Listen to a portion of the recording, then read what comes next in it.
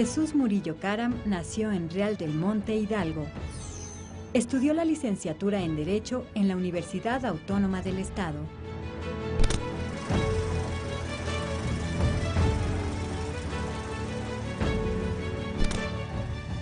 Desde muy joven se desempeñó en la administración pública. En su estado, fue subprocurador de Justicia y secretario general de Gobierno. Jesús Murillo Caram fue electo gobernador del estado de Hidalgo de 1993 a 1998. Durante su gestión, la ONU, a través de la UNESCO, le otorgó el premio NOMA por los logros obtenidos en la Cruzada Estatal para la Educación de Adultos. ¿Qué tal? ¿Cómo están ustedes? Bienvenidos a Sin Etiquetas. Hoy está con nosotros un hombre del Estado mexicano, un hombre muy distinguido por muchas cosas, entre otras por su humanidad. Estamos con el licenciado Jesús Murillo Caram. Don Jesús. ¿Qué tal? ¿Qué tal? Muy bien. ¿Cómo le va? Bien, muchas gracias. Qué bueno. Pues vamos a charlar un poquito. La idea de este programa es conocer el lado humano. Los políticos de pronto, la ciudadanía los ve como dioses o como diablos. Se les olvida que son seres humanos. Y se trata un poquito de conocerlo, de charlar. Platíqueme usted, ¿cuál es la historia de los Murillo Caram en ese pueblo mágico de Real del Monte, bellísimo, en el estado de Hidalgo? Mire, es la historia de una familia que proviene de migrantes. Mis abuelos eran migrantes. Y este país, maravillosamente hospitalario, los recibió como en su casa. Les dio todas las oportunidades, les permitió crecer, permitió que sus hijos se hicieran y que sus nietos incluso fueran funcionarios públicos, como es mi caso. Lo que quiero dejarle claro es que el pueblo mexicano es excepcional en ese sentido. Es un pueblo que acoge, que tiene un profundo sentido humanístico y que da oportunidades. Por lo que yo estoy total y profundamente endeudado con este país. Bueno, y además, ya lo decía López Mateos, ¿no? Que no tenga un amigo libanés, que se lo busque, ¿no? Sí. La verdad es que el pueblo libanés y el pueblo mexicano se han hermanado durante muchos años. Los libaneses vinieron a generar mucho trabajo, muchos empleos, siempre con gran empeño y con enorme sensibilidad. Y yo creo que un pueblo como el nuestro, como el mexicano, sin duda, como el mío, como el suyo, sin duda pues acoge a la comunidad libanesa. ¿Cómo fue su infancia? ¿Qué jugaba de niño? La verdad no me acuerdo, pero yo creo que a lo que todos se jugaban, ¿no? Algún día recuerdo que recibí una carta del que era el peluquero de mi pueblo y que ya había progresado, estaba en México, y cuando me postulan como candidato a gobernador, él hace una remembranza de lo que él se acuerda de mí, y él dice que jugaba yo con unos carritos que se le pegaban 3 veces y se hacían carreras, se pintaba con un gis el piso y con los carritos se les pegaba 3 veces, dice que siempre perdía. Yo creo que miente. Y canicas, algún fútbol. Nunca fui así. bueno para las canicas, alguna vez jugué fútbol, pero era porque el entrenador tenía una hija que me llamaba la atención. Ah, bueno, pues había un motivo. Sí, el fútbol no fue mucho la razón de esta parte. Muy bien. Y jugué básquetbol también. Básquetbol. Curiosamente con mi tamaño. Me metían a jugar un ratito. Ajá. Porque era yo mucho más chaparro de lo que soy. Y entonces la instrucción del entrenador era que botara yo la pelota muy bajito y en el momento que llegara al área me tenía yo que levantar, entonces necesariamente me fauleaban. Claro. Y era la intención sacar por 5 faules, no sé si todavía se use, a los que estaban en el otro equipo. Muy bien. ¿Y hobbies que tenga, cosas que le gusten? Me gusta mucho la fotografía y mi sueño de siempre fue haber sido arquitecto. Pero como me casé a los 17 años, la escuela de arquitectura ocupaba mucho tiempo y yo tenía que trabajar. En consecuencia estudié Derecho. ¿Y trabajó desde muy joven? Pues me casé a los 17, imagínate. ¿En qué trabajaba? En 1000 cosas. Vendí medias en el mercado, con las medias colgando aquí, vendí camisas por los pueblos, me iba yo de ruta con uno de mis hermanos, que debe haber tenido 7, 8 años. ¿No le vendió medias a la hija del entrenador del equipo de básquet? No. Se la regaló. Era otra la intención. Sembré arroz en Campeche, empecé a construir casas que hacía yo con mucho estilo y me iba muy bien. Después empecé a comprar casas viejas, las remodelaba y las vendo todavía. Bueno, que hace 2 años que no vendo ninguna, pero a eso me dedicaba. Muy bien. ¿Cuántos hermanos eran? 8. ¿Y quién El ponía el mayor. orden? Yo era el mayor. ¿Y usted ponía el orden? Y mis papás tenían que dedicarse al negocio para poder darnos de comer y yo era el que los inscribía, los llevaba, los traía, los regañaba.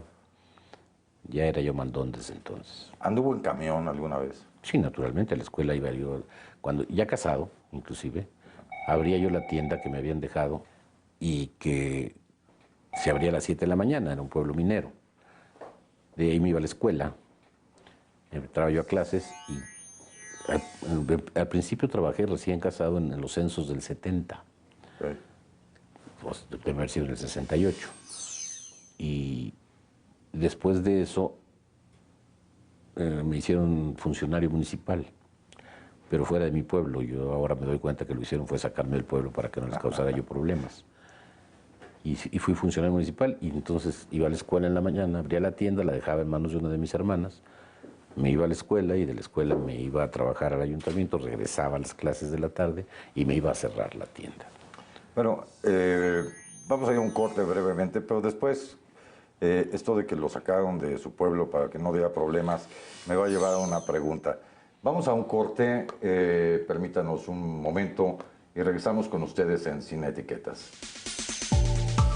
Regresamos con Jesús Murillo Caram, secretario de Desarrollo Agrario, Territorial y Urbano.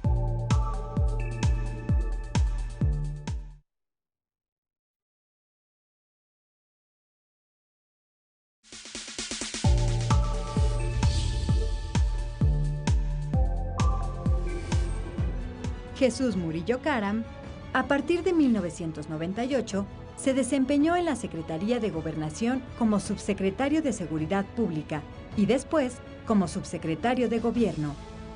Posteriormente, ocupó diversos cargos en el Comité Ejecutivo Nacional del PRI, llegando a ser su secretario general al lado de Beatriz Paredes. Y en el 2011 fue delegado general del Comité Ejecutivo Nacional del PRI en el Distrito Federal. Fue 2 veces diputado y en 2 ocasiones senador en 4 distintas legislaturas, presidiendo las comisiones de estudios legislativos y la de gobernación en el Senado. Estamos de regreso en Sin Etiquetas, en una entrevista con Jesús Murillo Caram.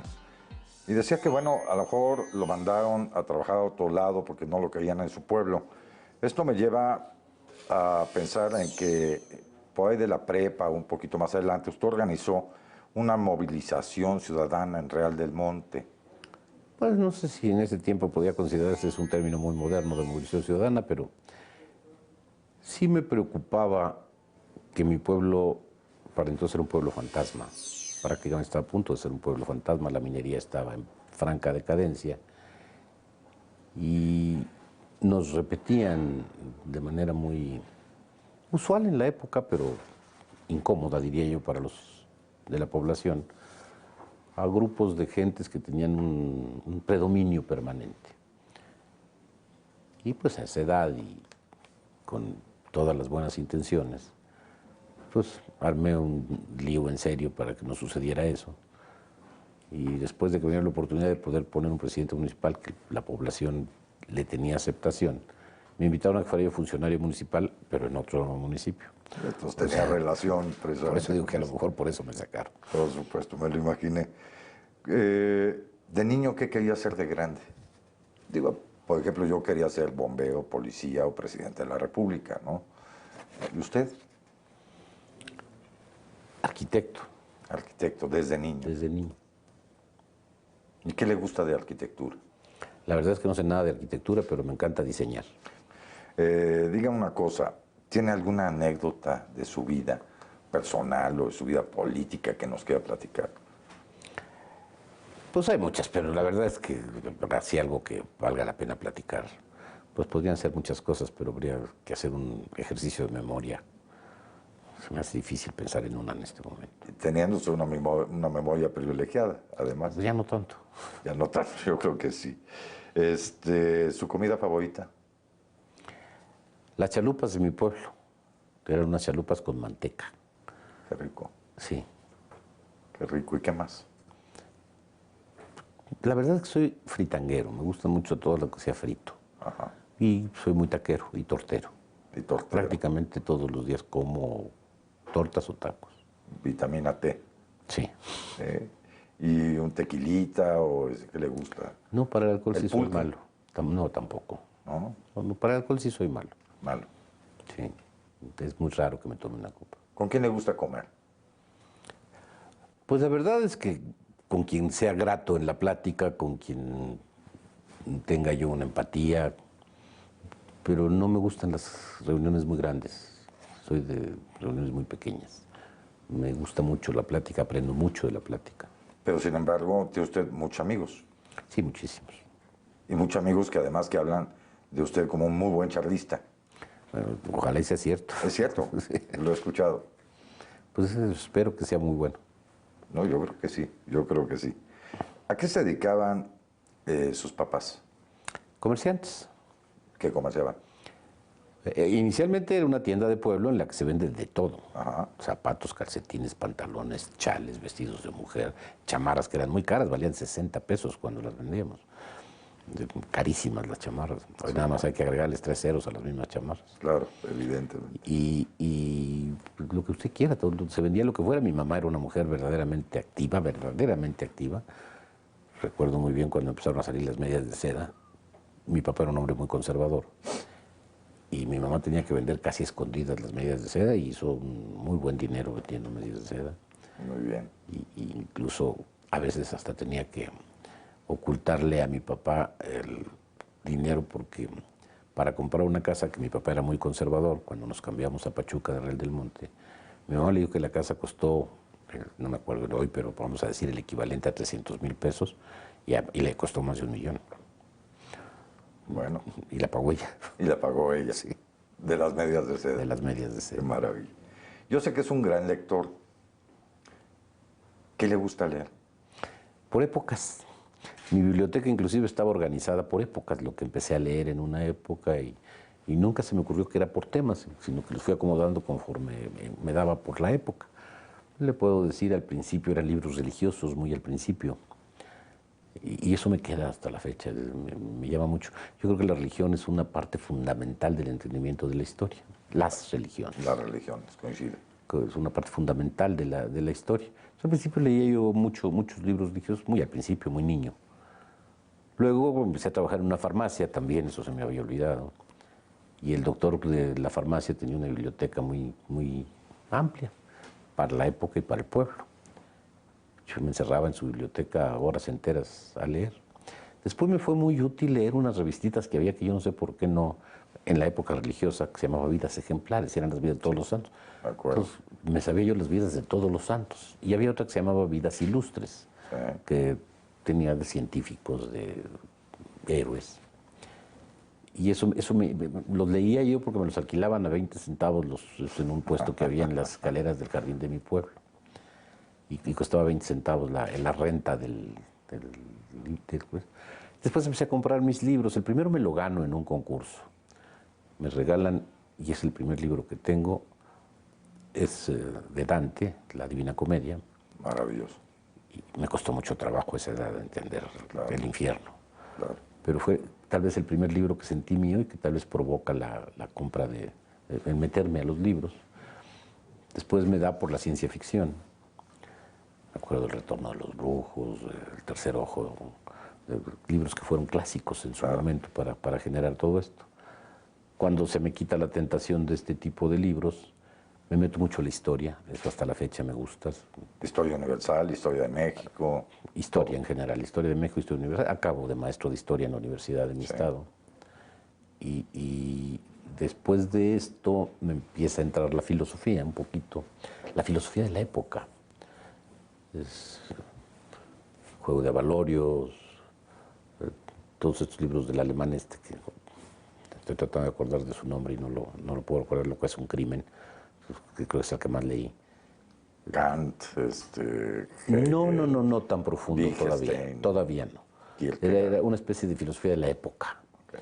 que la marcaban estos libros. Y empiezo a leer cosas como estas. Ya después me da por la filosofía en serio. Y pues evidentemente empiezo con los clásicos, ¿no? Si usted va a mi biblioteca va a ver una cantidad enorme de clásicos. Desde Tales de Mileto, presocráticos, hasta... Impresionantes algunos de ellos, porque plantean cosas que no entiendo cómo pudieron ver. Uno plantea la teoría atómica desde entonces, desde la época griega. Anaximandro.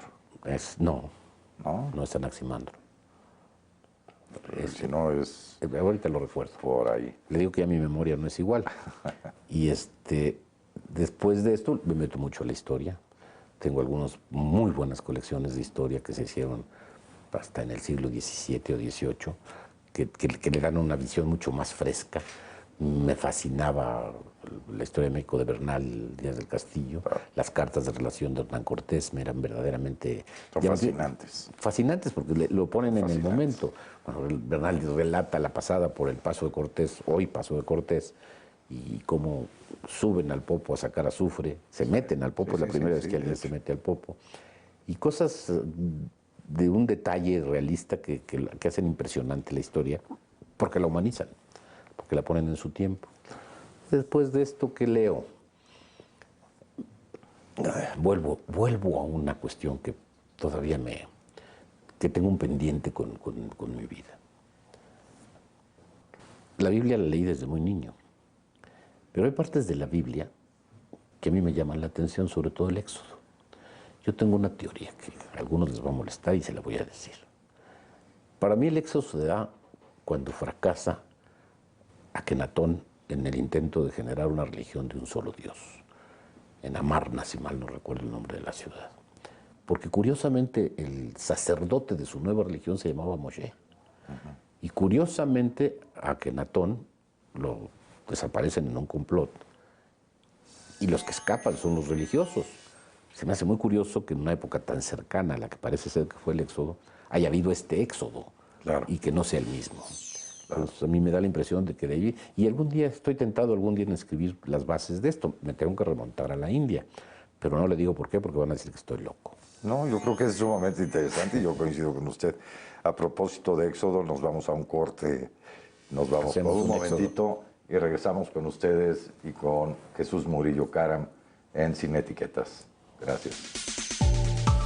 Regresamos con Jesús Murillo Caram, secretario de Desarrollo Agrario, Territorial y Urbano.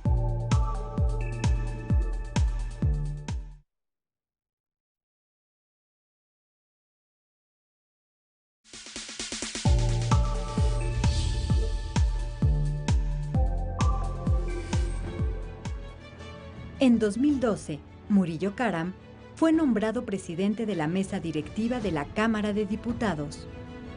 Es reconocido por ser autor de las iniciativas de ley encaminadas a reformar la Constitución, en lo relativo al amparo para acciones colectivas, la Ley Federal de Justicia para Adolescentes y la Iniciativa de Ley Federal de Acceso a la Información y Protección de Datos Personales, además de promover la iniciativa por la que se expide la Ley General en materia de secuestro. Recibió en 2012 el premio de la Canacintra, con la presea al mérito legislativo. En diciembre del 2012, Jesús Murillo Caram fue ratificado por el Senado como Procurador General de la República, cargo que desempeñó hasta febrero de 2015, cuando el presidente Enrique Peña Nieto lo designa secretario de Desarrollo Agrario, Territorial y Urbano. Estamos de regreso en Sin Etiquetas con el licenciado Jesús Murillo Caram. Después de platicarnos esta parte que a mí después me interesaría ahondar en ella, ¿no? De manera personal, se lo van a perder, ni modo. Platíqueme, hoy, ¿cómo es su familia? ¿Cuántos hijos tiene? 4, casados los 4. ¿Y qué hacen? ¿Tienen hijos? Tienen hijos. Sí. Trabajan todos. ¿Alguno dedicado a la política o al servicio público? No, ninguno. Tuvieron un ejemplo para no seguirlo. Entonces, todos se dedican a todo menos a la política. A todo menos a la política. Incluso de los 8 hermanos soy también el único, ninguno de los demás. Ellos sí son exitosos. ¿Ah, sí? Yo creo que Jesús Murillo Caram ha sido un hombre muy exitoso para México, ¿no? Así lo creo realmente. ¿Y nietos cuántos tiene? 8. 8. ¿Los disfruta mucho? No, yo creo que es uno de los grandes problemas. No le da tiempo. Nunca he tenido tiempo de atender, incluso a mis hijos, lo que debía haber hecho. ¿Qué pendiente tiene con ellos? Haberlos vivido mucho más. Bueno, nunca es tarde. No, pero ahora lo hago más que antes. Hay que invitarlos a comer chalupas. Ellos son los que me invitan a mí, me las traen. Se las traen, Sí. Qué bonito. ¿Cómo se define a sí mismo? Como Jesús Murillo. Pero Jesús Murillo es muchas cosas. Es un político relevante, es un luchador incansable. ¿Cómo se No, de define? incansable no lo diga. Yo creo que es mucho más fácil que yo me canse que se canse usted. No, sí me canso. Pero es un hombre que tiene mucha historia detrás de usted y mucha historia para adelante. Entonces, ¿cómo se define? ¿Cómo se ve a sí mismo? Pues no, nunca me he puesto a reflexionar en eso, la verdad. No me veo, pues. No he buscado cómo me veo. ¿Y te gustaría después dar clases o Yo creo que ya no. ya no? Yo creo que ya no. Me gustaría escribir. Escribir. Soy muy malo para escribir. Entonces por eso me gustaría. Pues es muy porque bueno tengo que para empezar a hablar, hacer. puede dictar. Si me pone una grabadora enfrente me atoro. No, bueno, pues no una grabadora. Aquí no, porque no las veo. Sí, así es. Aquí porque no se ven. Muy bien. México atraviesa por momentos de gran convulsión en muchos sentidos, ¿no? Tenemos un país maravilloso. Yo acabo de hacer uno de mis artículos de prensa que se ha publicado en estos días, ¿no? En donde hablo que México también son buenas noticias. México tenemos muy buenas noticias y que no salen en los medios, ¿no? Yo creo que los mexicanos, como bien usted lo comentaba al principio, don Jesús, es un pueblo muy valioso, en muchos sentidos, con mucho talento, con mucho ingenio, gran nobleza, lealtad, y que perdimos de pronto la ruta, ¿no? Yo no sé si las diferentes influencias extranjeras, si los medios de comunicación, si todas estas nuevas redes sociales, la tecnología, pero somos un pueblo mágico los mexicanos. ¿A qué invitaría a los mexicanos a transformarse hoy por hoy? Creo que ahí hay algo que tenemos que lograr. Algo se llama conciencia, cultura de legalidad, de civilidad. A ver, cuando usa usted el término cultura, se generan confusiones en la interpretación. Yo lo hablo como usted lo señala. Yo creo que hay culturas que incluso algunas son culturas malas, la cultura de la criminalidad, que no deja de ser una cultura por el hecho de ser mala, y que nos surge de una situación geográfica. No es el único problema ni es la única razón, pero de los peores males que tenemos, este sí es el origen. Nos surge de la frontera de 3.000 kilómetros con el mercado más grande del mundo de consumo de drogas. Eso hizo que el país se convirtiera en un territorio originalmente de paso de la droga y después en productor de droga, y por desgracia también en una buena parte, por fortuna no es tan grave como pudiera ser en el consumo. No es tan grave como pudiera ser, es grave, pero no es tan grave como pudiera ser por tener tan cerca esto y la producción en cuanto al consumo. Esto tomó desprevenido al país. Si usted recuerda, lo he dicho muchas veces, pero lo tengo que repetir para que quede claro, este era un país cuyo delito más grave era el abigeato, es decir, que se robaban el ganado. Y estaba penado con la muerte. Era inclusive en una parte y en otra parte con la sentencia mayor, casi Sí. tanto como el parricidio. O sea, era nuestro mayor problema. Cuando había un homicidio, yo recuerdo a famosos presos, Pelón Sobera de la Flor y algunos otros, porque cometieron 2 o 3 homicidios y eran la nota de semanas en los periódicos. Era un país en el que la criminalidad no existía. En mi pueblo era raro que hubiera llave en las casas prácticamente estaban abiertas y un robo era una noticia impresionante. Y los autos se dejaban con En los la vidrios calle, abiertos. tranquilamente y abiertos. Entonces, un país que estaba desprevenido en cuanto a esto. Cuando de repente nos crece una delincuencia que tiene un poder brutal de la fuerza económica que le da el trasiego de la droga hacia el mercado más grande del mundo, y empiezan a tener lo que el propio gobierno no tenía, porque no lo necesitaba, porque no era un país que requiriera de ello. Empiezan a superar a los gobiernos y empiezan a generar una fuerza que cuando nos dimos cuenta del tamaño y del peligro que era, empezamos apenas a crear las instituciones para empezarla a combatir. Y yo le diría que por desgracia todavía estamos en ese proceso, todavía estamos utilizando técnica, ciencia, recursos modernos, que nos podrán hacer más eficientes cada vez en esta lucha, como creo que este gobierno lo ha venido siendo si vemos las cifras con frialdad y sin ánimo de ningún tipo parcial, donde realmente el simple análisis de las regiones del país nos muestra que ha habido unas bajas importantes. En el Lo sé, a ciencia cierta, además. Además. Pero que casos que de repente vuelven a traer la violencia y la estupidez, como el asesinato de jóvenes que no tienen nada que ver con estas cosas, nos vuelven a poner en guardia. Nos vuelven a decir que no nos podemos confiar ni pensar que los éxitos pudieran ser permanentes si no somos capaces de crear una estructura que nos permita que evite que se den y que evite que vuelvan a darse. ¿Usted cree que los valores y los valores nacionalistas también podrían ayudar a este tipo? Desde luego, a eso iba yo. A ver, el problema surge cuando empezamos a perder la cultura de la legalidad, cuando empezamos a romper el Estado de Derecho por razones simples, como pasarse un alto. Bien, desde una falta de respeto hasta pasarse el... Por ahí empieza.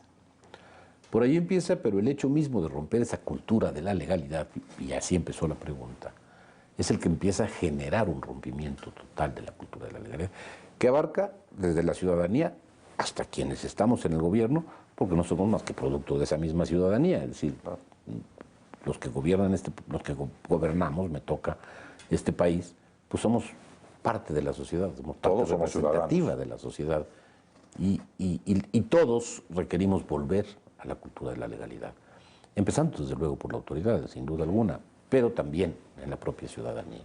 Necesitamos empezar a respetar la libertad de los demás, respetar los derechos de los demás, porque a fin de cuentas la luz roja en un semáforo es una forma de convivencia armónica que nos permite que uno se espere mientras que el otro pasa. Así de sencillo. Y esperarse para que el otro pase es empezar a ser mucho más adecuado en la conducta para poder vivir en un país que pueda apreciarse de ello. Sin duda, yo coincido con ello, don Jesús. Me parece que la educación tiene que darse primero en la familia, antes incluso de las escuelas, ¿no? Y después con las escuelas. En la sociedad. Con la sociedad en general. La familia sí tiene una parte de responsabilidad, pero es el ambiente social el que nos forma. Ese es el que nos lleva y es el que nos conduce.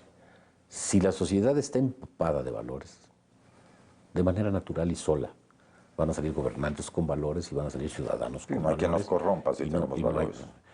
Pero si empezamos a pensar que romper cualquier regla, aunque no nos damos cuenta de la consecuencia que pueda tener, hasta la más sencilla, repito, hasta la luz roja, empezamos a sentir que no tenemos obligación con los demás.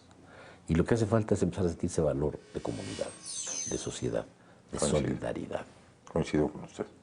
Coincido con usted. Bueno, no puedo coincidir más. Mis hijos están educados con valores nacionalistas, con valores cívicos.